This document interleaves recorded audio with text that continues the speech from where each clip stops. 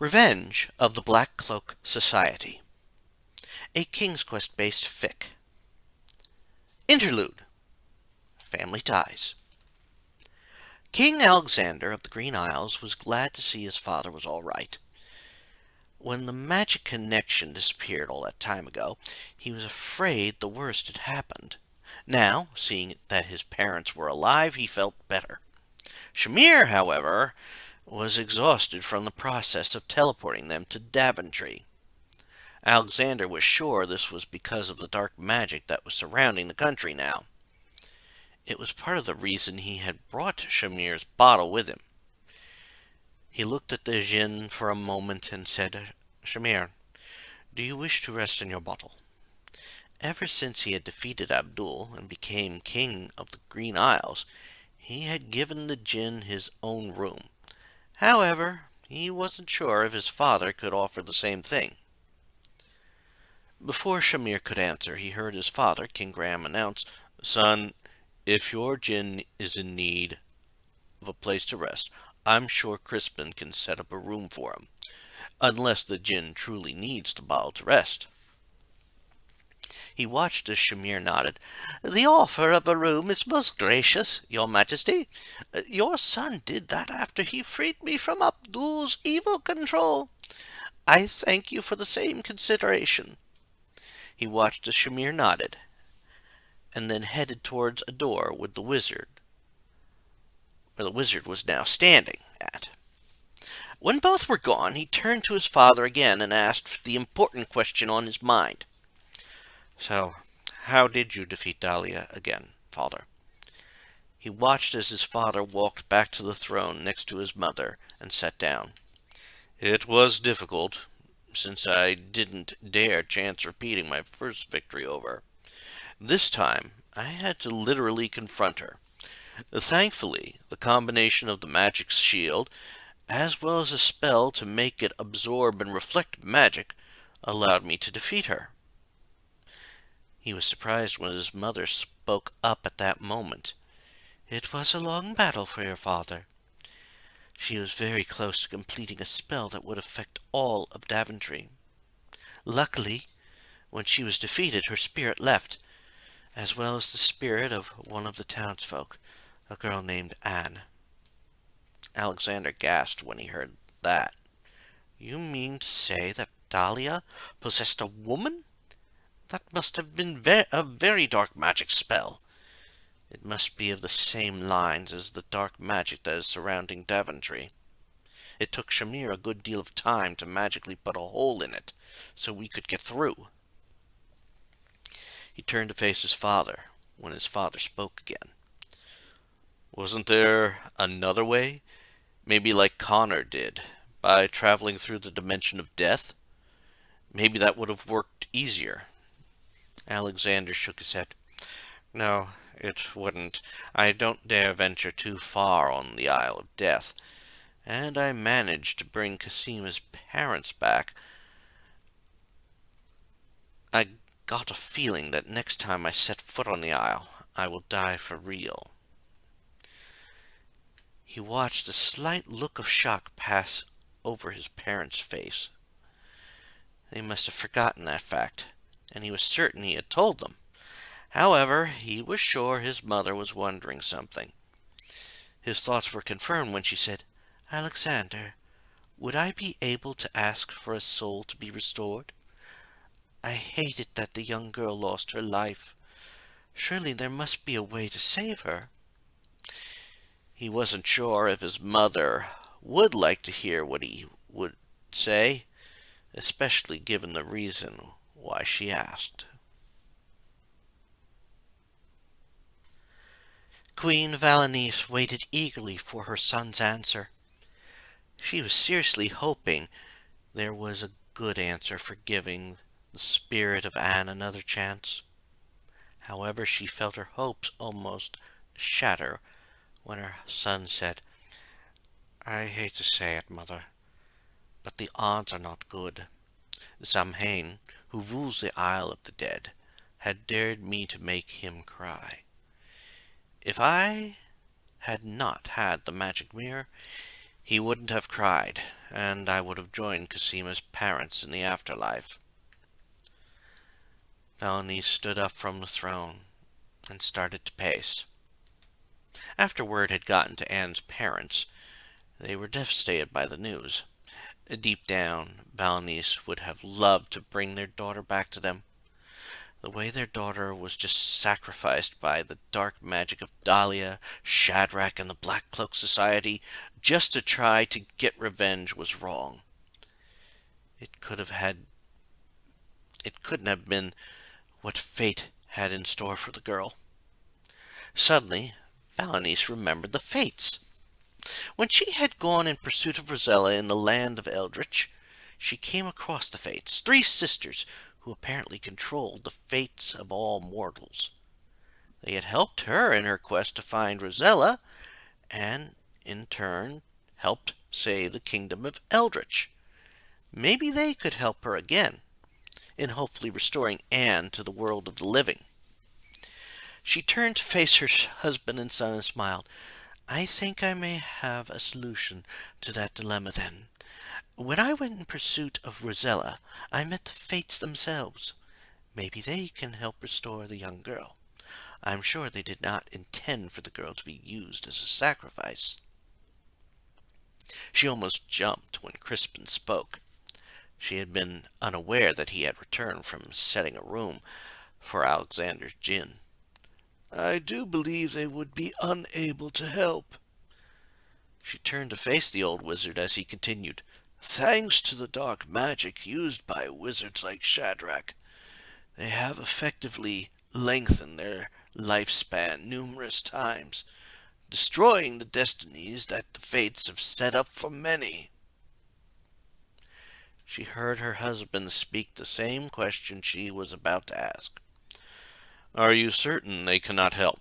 Surely they have the abilities to mend a fate that was undone. She felt crestfallen when the wizard nodded. I know from experience, sire. One time I was asked to cure a child who had been cursed by the witch that had been in Serenia. When I realized what had been done, I cast a spell to contact the fates. They then told me there was no hope for the child. The child's life thread had been shredded and rewoven into another thread. The magic took the child's potential and given it to the witch. Valanice quickly realized what that meant. Not only did dark magic destroy lives, it took their potential life and gave it to whomever cast the spell. She wasn't the only one who realized it when Alexander spoke. "'Tis a terrible thing. There has to be ways to counter such effects of dark magic. I just wish I could think of a way." She watched as Crispin thought about it for a moment. "Not without resurrection. I've heard that a spell that only kills can be used in a way that isn't dark. However, that would be in the way of something morally wrong to help someone." Even as the wizard had said it, Valanice could think of no situations where one would kill someone that wouldn't be evil. She was broken out of her thoughts when she heard the door of the throne room open. She glanced over at the door, only to see Cale Silver, the temporary historian, heading out. She had been unaware that he had come into the room, since her son had arrived. Just that thought made her think about Rosella and her family back in Kalima. She nodded towards her husband and then her son before speaking again. I think that right now I need to head back to my room and write a letter to our daughter. I do hope our wedding plans are continuing. She then left the room, not only intending to write her daughter, but also to ask if Edgar's parents might know a way to restore a lost soul.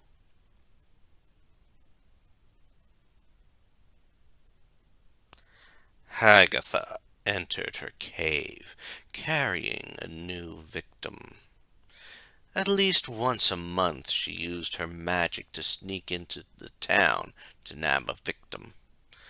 Unfortunately, since the time when the old king's daughter was rescued by King Graham, the powers of the good witch had grown and her forces decreased. The only upside was that parts of Kalima were still under her control, even though it was just the southern part, as well as the dark castle in the poison lake. The woods were now the homes of some werewolves, which had been the monks of the monastery.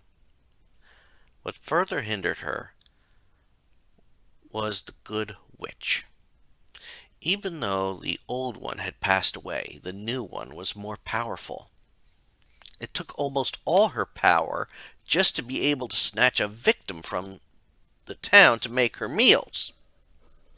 Occasionally, a person would get nosy and enter her cave, but overall, her meals were sparse.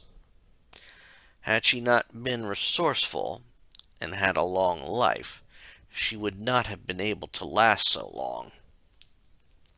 Just as she threw her latest victim into her cauldron, smiling as the calming spell she placed on the man ended, she watched him splash through the now forming face of Shadrach. She knew the boiling stew would kill the man, slowly, since she still had a disorientating spell on him. However, his thrashing would disturb the image of her superior in the Black Cloak Society. Doing her best to smile, since it was a bit disturbing now. She looked at the image. "Brother Shadrach, didn't you just speak with me yesterday?"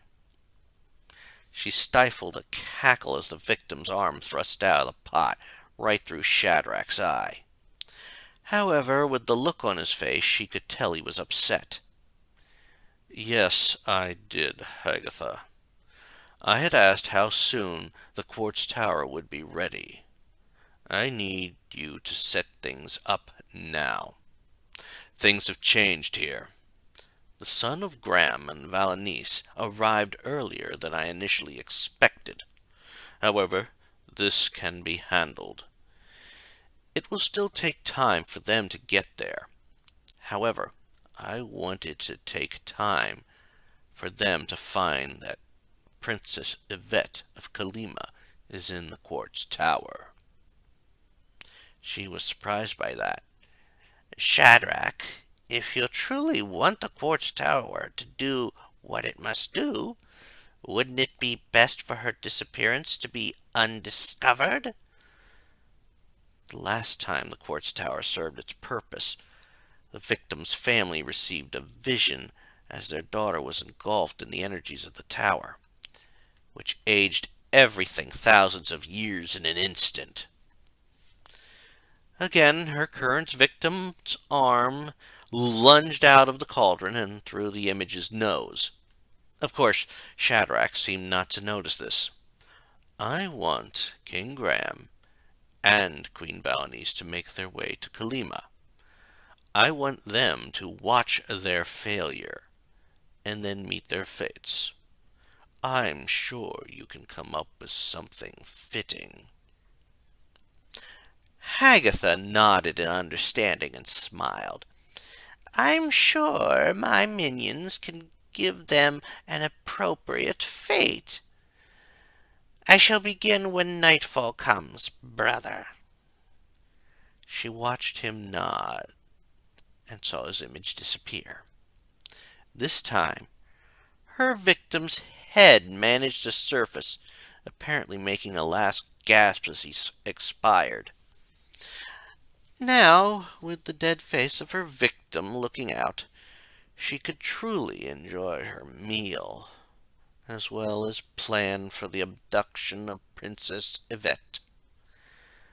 That was something she was looking forward to, especially since the princess's beauty surpassed her aunt's.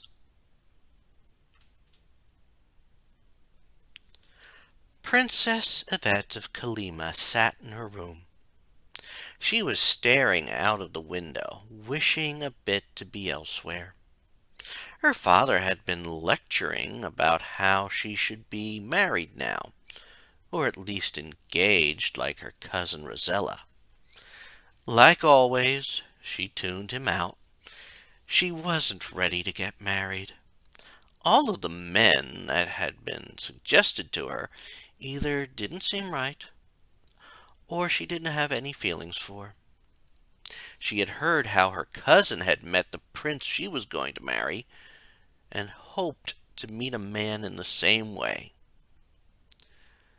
Soon her father finally said, "Are you even paying attention?" She turned to face her father and said, "Of course I was, father. It is just that none of the princes have as appeared to be right in my mind. Isn't there any other ways to find a suitable husband for me?" She watched as he shook his head and raised his arms in defeat. "I swear, I never should have told you about your cousin's adventures.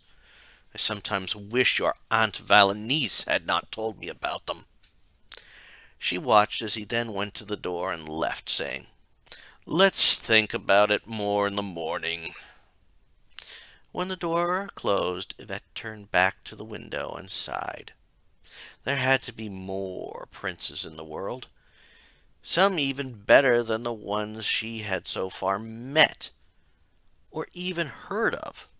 In fact, for right now, she didn't even want to think about the topic again.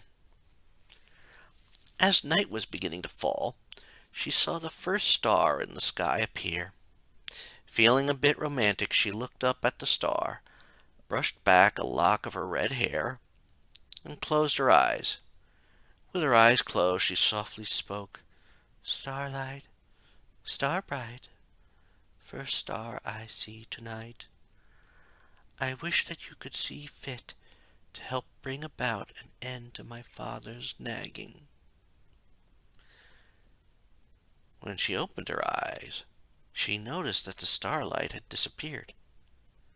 In fact, the room seemed unnaturally dark. She started to move towards the door to her room, but stopped when she heard a slight commotion outside the door. Her reaction was to back away from the door and hide someplace. However, as she went to move, she couldn't. Something was keeping her stationary. She was just thankful that she hadn't gotten ready for bed yet. It would have been unsightly to be caught in a state of undress. Soon she heard a scream coming from outside of the door, and then the door flew open.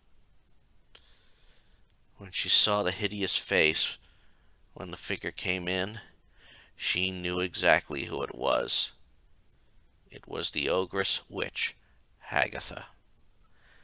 As the ugly woman came towards her, she could smell a foul odor, like the ogress had just feasted on some unlucky person. "Princess Yvette, I have a great honor for you." Before she could respond, she was blinded by a flash of light. She blinked her eyes several times before she could finally see again. As she looked around, she was no longer in her room. It was a beautifully furnished room, and she saw a window, but it was not her room. She quickly ran to the window and gasped as she saw the scene outside had changed. She appeared to be on a solitary island in an oddly colored ocean. Even the sky had a different tint to it. She also noticed that the building she was in was a crystalline tower. She quickly ran to the door and gasped as she noticed it was locked. As she backed away from the door, she realized she was in trouble. It was almost like the story her father told her about her Aunt Valenice. She then walked over to the bed and sat down. Deep down, she chastised herself for making that wish. But there was no way the stars knew this would happen. She also started to hope her parents would figure out what had happened. Since Hagatha was involved in her being here, she had a feeling that something very bad might happen to her.